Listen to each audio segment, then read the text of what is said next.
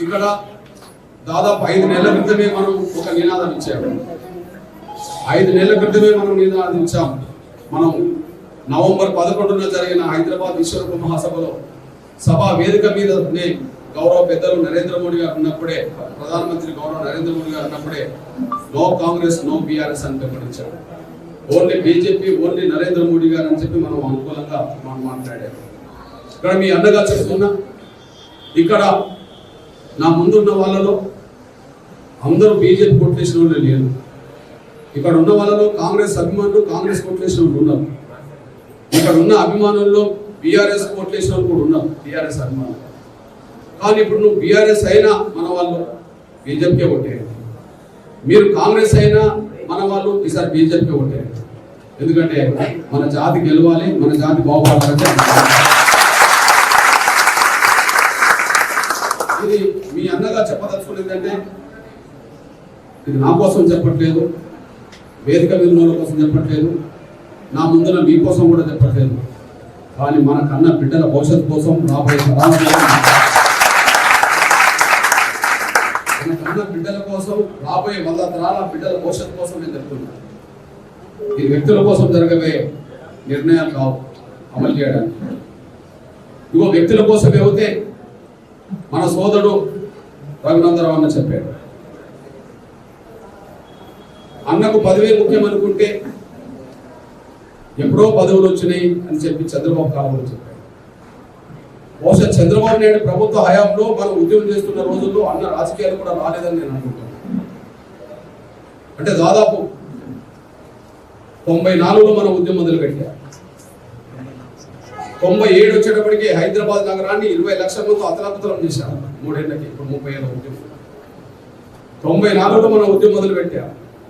97 నాటికే హైదరాబాద్ నగరాన్ని 20 లక్షల మందితో ఉద్యమం దిగ్బంధం చేశాం. దేశం మొత్తం మన వైపు చూసే విధంగా 27 ఏళ్ల క్రితం చేయగలిగాం. అట్లాంటి సమయంలో చంద్రబాబు నాయుడు గారు వర్గీకరణ చేస్తామని మన సహకారం కోరింది. మనకు కావాల్సింది వర్గీకరణ. ఎందుకు వర్గీకరణ?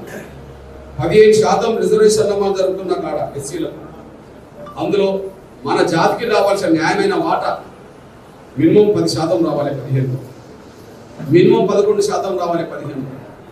కానీ రిజర్వేషన్ల ఫలాల్లో మనకు వచ్చేది 1-2%. జనాభా చూస్తే అతిపెద్ద జనాభా మాదిగలిది, కానీ మనకంటే తక్కువ జనాభా గల మన మానవ సామాజిక వర్గానికి సంబంధించిన వాళ్ళకే అవకాశాలు తేలిపోయింది. విద్య, ఉద్యోగ, సంక్షేమ, రాజకీయ ఫలాలన్నీ వాళ్ళు అనుభవించి పైకి వస్తే అవకాశాలు దక్కలేని మాదిగ బిడ్డలుగా, మాదిగ జాతి ప్రజలుగా మనం వెనుకబడిపోయాం.